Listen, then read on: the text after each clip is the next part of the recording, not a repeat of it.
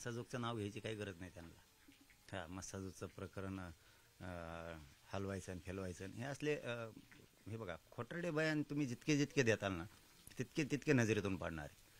बदनाम करायचं षडयंत्र तुम्हाला कोणी केलेलं नाही, करायची गरज नाही असं का म्हणतो मी.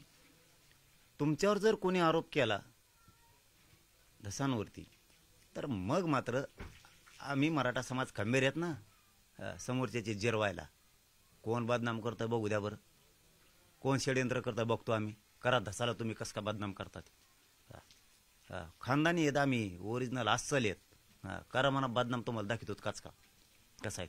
तुम्ही गेलात नाही, गेल्यावर गेलं म्हणल्यावर बदनाम. तुम्ही गेलात आणि गुप्त म्हणजे त्याचा अर्थ असा होतो हे तुमच्यावरती खूप विश्वास टाकला होता, तुम्ही गुप्त भेट घेतली म्हणजे थोडक्यात हे मॅटर तुम्ही सगळं रफादफा केलं, हे सगळं जाळून टाकलं. कोण षडयंत्र असलं तुम्हाला बदनाम करायला? देवेंद्र फडणवीस त्यांचं आहे का षडयंत्र? आहे कुणाचं आहे?